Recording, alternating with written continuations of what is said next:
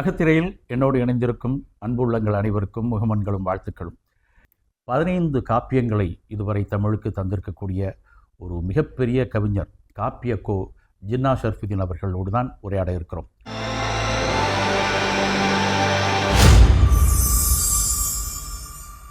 தெளிவான விளக்கங்களுக்கு நன்றி.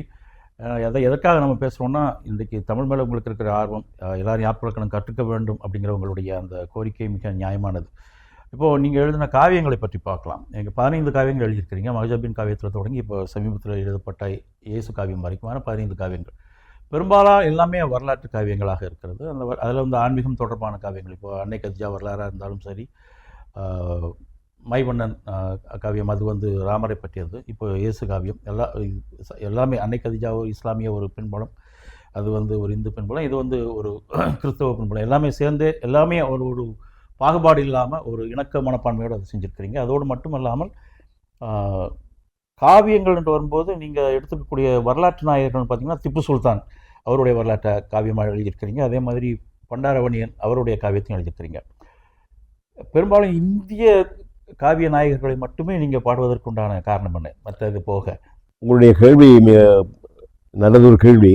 நீங்கள் சொன்னது போல பெரும்பாலான என்னுடைய காவியங்கள் வரலாற்றை பின்பலமாக கொண்டது தான்.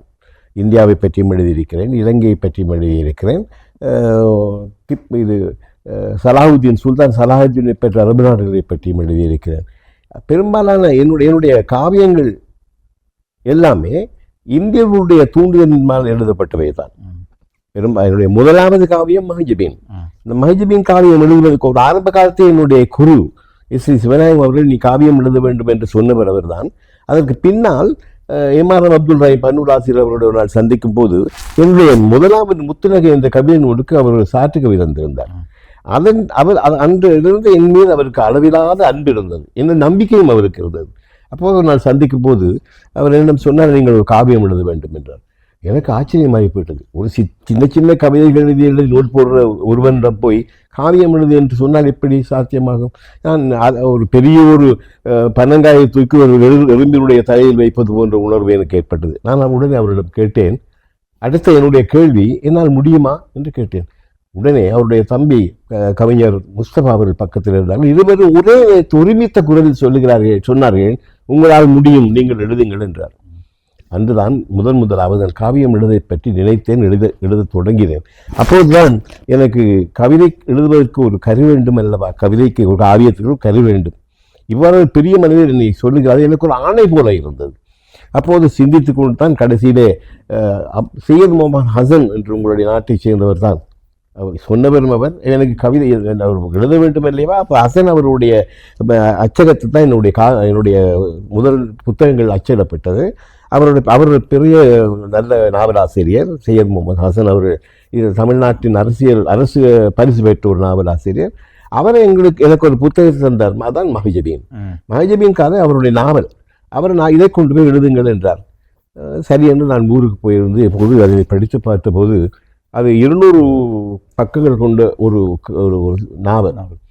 பக்கத்துக்கு 20 கவிதைகளாக எழுதலாம் என்று நினைத்து எழுத தொடங்கினேன். காலையிலே எப்போதுமே தொடங்கும் போது காலையிலே சுப தொழுகைக்கு பின்னால் எதையும் தொடங்குவது வழக்கம் இருந்தது. அப்போது எழுத தொடங்கினேன்.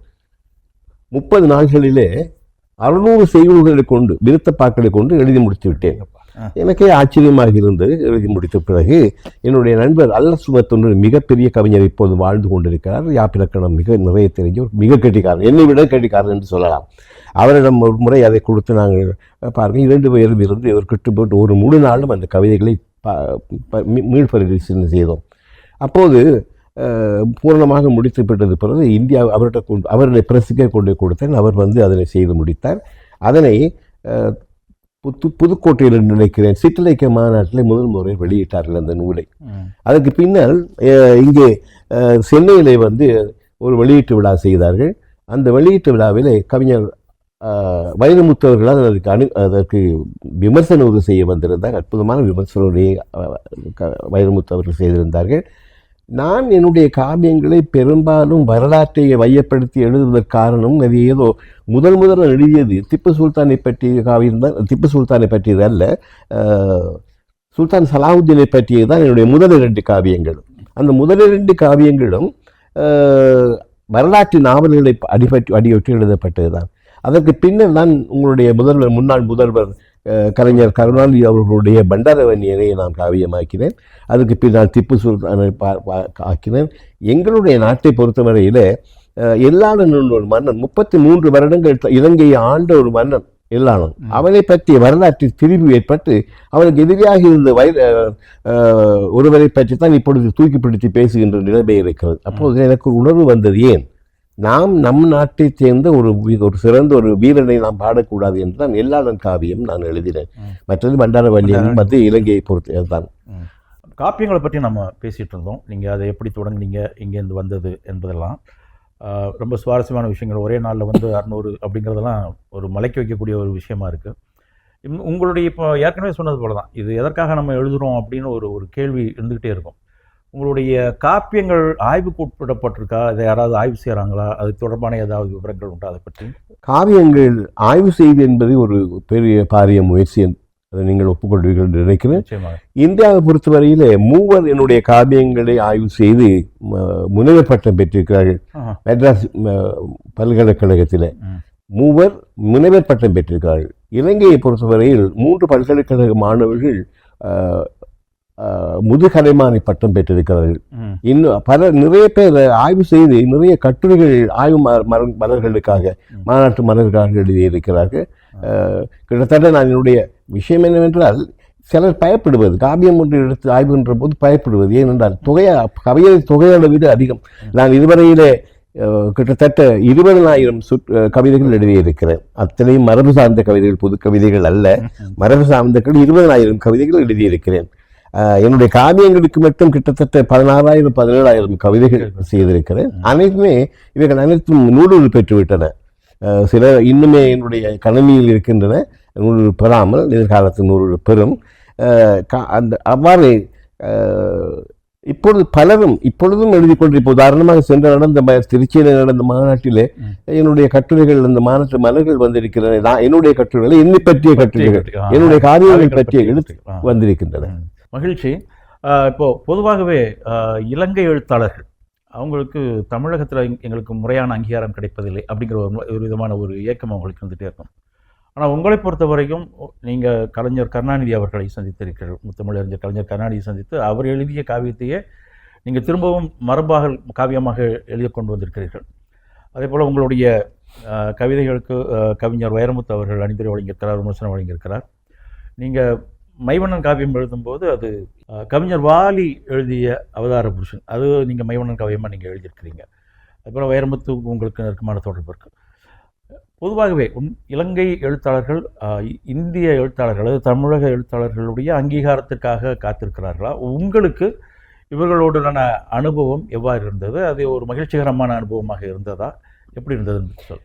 என்னை பொறுத்தவரையில் தமிழகத்தின் அங்கீகாரம் எனக்கு முழுமையாக கிடைத்ததாக நான் நினைக்கிறேன். ஏனெனில் எனது பெரும்பாலான காவியங்கள் உருவாவதற்கு காரணமாக இருந்தவர்கள் இந்தியர்கள் தான். ஆரம்பத்தில் நான் சொன்னது போல மஜ்மியின் காவியம் எழுதுவதற்கு பன்னுலாசிரியர் அப்துல் ரஹீம் அவர்கள் இருந்தார்கள். மற்றும் தொடர்ச்சியாக எல்லா காவியங்களுக்குமே, உதாரணமாக எடுத்து திப்பு சுல்தானை பற்றி நீங்கள் சொன்னீர்கள். ஈரோடு ஜமால் என்ற ஒருவர் தான் எனக்கு அதை எழுத வேண்டும் என்று என்னை தூண்டினார். அப்படி என்னுடைய ஒரு காவியம் எழுதுவதற்கு குடைச்சர் ஷாவுல் அமீத் அவர் காரணமாக இருந்தார். இப்படி பலர் என்னுடைய காவியங்கள் எழுதுவதற்கு காரணமாக இருந்தவர்கள் இந்திய நாட்டை சேர்ந்தவர்களால். இலங்கையை சேர்ந்து யாருமே எனக்கு காவியம் பாடு, என்னுடைய ஆசிரியர் முதல் சொன்னது தவிர அதுக்கு பின்னால் இன்னாரை பற்றி பாடு என்று யாரும் சொல்லவில்லை. பெரும்பாலும் பலருடைய தூண்டுதல்களின் பேர் தான் என்னுடைய காவியங்கள் உருவாகி இருக்கின்றன. அங்கீகாரம் கிடைக்கவில்லை என்று வாதப்படுவது மிக தவறு என்று நினைக்கிறேன். தரமான பொருட்கள் எங்குமே, நல்ல பொருட்கள் சந்தையில் விற்பனைக்கு வந்தால் அதை வாங்குபவர்கள் அதுக்கு வாங்கத்தானே செய்வார்கள். நாம் தரமானவற்றை கொடுக்காத போது நாம் அந்த ஆதங்கப்படுவது மிக நியாயமில்லை. அதற்காக நான் சொல்லவில்லை இலங்கையில் உள்ள எழுத்தாளர்கள் கவிஞர்கள் தரமானவர் படைக்கவில்லை என்று நான் சொல்லவில்லை. மற்றொன்று, இவைகள் எழுதப்பட்டவர்கள் இந்தியாவுக்கு சென்றடைக்கின்றனவா என்றால் அந்த வாய்ப்பு கிடையாது. உதாரணமாக குமுதம் பத்திரிகையோ ஒரு கல்கியோ இலங்கைக்கு போவார்கள். இலங்கையிலிருந்து ஏதாவது ஒன்று அங்கே போகிறார்கள் இல்லை. அந்த மாற்று பரிமாற்றம் இல்லை. அதனால் இலங்கை எழுத்தாளர்களுடைய எழுத்துக்கள் அங்கு சென்றடைவதில்லை. இதனால் அங்குள்ளவர்கள் கூட சில சமயங்களில் தப்பான முடிவுக்கு வருகிறார்கள். ஏனென்றால் இங்கே இலங்கையில் உள்ளவருடைய படைப்பிலக்கியங்கள் தரமற்றது என்று. அப்படி அல்ல. உதாரணமாக எடுத்துங்கள், கால தேச வர்த்தமானங்களுக்கு ஏற்பதான் இலக்கியங்கள் படைக்கின்றன. இலங்கையில் உங்களுக்கு தெரியும், 30 வருடங்கள் யுத்தத்தால் கஷ்டப்பட்டவர்கள் நாங்கள். எங்களுடைய படைப்பிலக்கியங்கள் எல்லாம் அது சார்ந்ததாக இருக்கும். அதை உங்களுக்கு அதை ஏற்றுக்கொள்ள முடியாத காரணமாக இந்த துன்பத்தை நீங்கள் அனுபவிக்கவில்லை. ஏதோ ஒப்பாரி பண்ணி இருக்கிறார்கள் நீங்கள் நினைப்பீர்களே தவிர எங்கள் துன்பத்தை நீங்கள் அனுபவிக்கவில்லை. இதை படிக்க நீங்கள் விரும்புவதும் இல்லை. அதனால் அந்த அங்கீகாரம் தர நீங்கள் விரும்புவதும் இல்லை, நாம் உங்களுக்கு தருவதும் இல்லை. அந்த ஒரு குறைபாடு இருக்கிறது. அதனால் இந்தியர்கள் எங்களை அங்கீகரிக்கவில்லை என்பது வேறு, நாம் தராத போது அவர்கள் நம்மளை அங்கீகரிக்கவும் போவதுமில்லை. இப்போ உதாரணமாக எடுத்துக்கிற ஒவ்வொரு என்னுடைய இலங்கையோ இந்தியாவிலேயோ இப்போது பேசப்படுபவர்கள் கவிஞர்கள் எடுத்துக்கொள்ளுங்களேன். வைரமுத்து, வாலி, அப்துல் ரஹ்மான், மேத்தா, தமிழன்பன், இவர்களெல்லாம் எடுத்துக்கொண்டால் இவர்கள் முழு பேருமே என்னோடு சம்பந்தப்பட்டவர்கள். என்னுடைய நூல்களுக்கு அணிந்துரை தந்திருக்கிறார்கள், சிலர் விமர்சனம் செய்திருக்கிறார்கள், சிலர் கவிதை வாழ்த்துறைகள் தந்து, இப்படி எல்லாம். உதாரணமாக வாலி எடுத்துக்கொண்டால் என்னுடைய கவிதை நூலுக்கு வாலியுடைய வாழ்த்துறை அற்புதமானது. எனக்கே புரியும், பெரிய யோசிக்கும் போது ஆச்சரியமாக இருக்கிறது, புலவரால் இவ்வளவு தர முடியுமா என்று. அதாவது ஒரு இந்த நூல் அந்த காவியத்தை கடைசியில் எழுதுகிறார், இது காலத்தால் அழியாது, கரையா ஏதோ ஒன்றும் இல்லாத அழகான வசனத்தில் எழுதி கவி பெருமான் என்று என்னை குறிப்பிடுகிறார். அந்த பெரிய கவிஞன் இவ்வாறு வார்த்தையை தன்னுடைய வாழ்த்துறையில் எழுதுவதாக இருந்தார். உதாரணமாக மிக முக்கியமான ஒன்றை நான் சொல்ல வேண்டி இருக்கிறது. கவி காமு ஷரீஃப் அவர்களை மறந்த காலம் இது. இருந்தாலும் அந்த காலத்தில் எனக்கு நானும் அவரும் மிக உரிமையோடு சண்டை பிடித்துக் கொள்வோம். ஏன்னா முதலாவது காவியத்துக்கு சாற்று கவி தந்தவர் அவர்தான். அதில் எழுதுகிறார், எனக்கு மனம் உருகிய போன ஒரு நிகழ்வு அது, என்னை இன்னும் எழுத சூண்டியதாகவும் சொல்லலாம் என்றார்.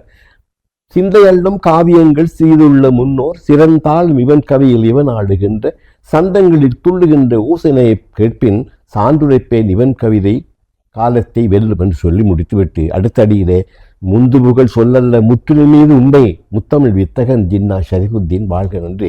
இப்போது எத்தனையோ 20-25 வருடங்களுக்கு முன் கவி காமு எவ்வளவு பெரிய கவிஞர் அவர் என்னுடைய காவியத்தை படித்துவிட்டு இப்படி இவன் செய்து இவனுடைய சந்தங்களை பார்க்கும்போது முன்னவர்களில் தலை குடிக்க வேண்டும் இவனுடைய கவிதைக்கு என்று எழுதியிருக்கிறார். அது எனக்கு ஒரு பெருமையான நிகழ்ச்சி. அது மட்டும் இல்லை, ஒரு முறை நான் அவர் 2 காவியங்கள் செய்துவிட்டேன். ஒரு முறை நான் சந்திக்க போயிருந்தேன். நானும் என்னை எப்போதுமே அழைத்து கொண்டு சொல்வர் சையத் முகமது ஹசன் அவர்கள் தான். ஒருவரை அவர் எப்போதும் சாதாரணமான சின்ன அறையில் தான் அவருடைய வாசல் இருந்தது. அப்போ ஒரு கண்ணாடியை தூக்கி பாட்டு என்ன செய்கிறாரே என்று கேட்டார். நான் சொன்னேன், சும்மா தான் இருக்கிறேன். ஏன் சும்மா இருக்கிறாய் என்று கேட்டார். கொஞ்சம் கோபமாக கேட்டார். சும்மா தான் இருக்கணும், என்ன பண்ணுறது, நீ ஒரு காவியம் பாடு என்றார். என்ன நீங்களே சொல்லுங்க, என்ன தலைப்பில் பாடலாம் இருக்கணும். நீ நூஹ் நபியை பற்றி பாடு. உடனே நான் என்னுடைய அடுத்த பதில், நூஹ் நபியை பற்றி குர்ஆனில் அதிகம் இல்லையே, கொஞ்சம் தானே இருக்கிறது என்று. கொஞ்சம் இருப்பதை விவரித்து எழுதுபவன் தான் கவிஞன். அதனால் நூஹ் நபியை பற்றி நீ பாடு என்றார். அதனால் தான் என்னுடைய கவிதை பிரளயம் கண்ட பிதா என்ற நூல் வந்தது. இன்னும் அதோடு சேர்த்து இன்னும் ஒன்று செய்த வைசூர் கர்ணி அவர்களை பற்றிய சூஃபியை பற்றி எழுதினேன். அதான் நான் சொன்ன குலைச்சர் ஷாவுல் ஹமீத் அவர்கள் எழுத சொன்னது அந்த கவிதை. அந்த காவியம் எழுதப்பட்டது.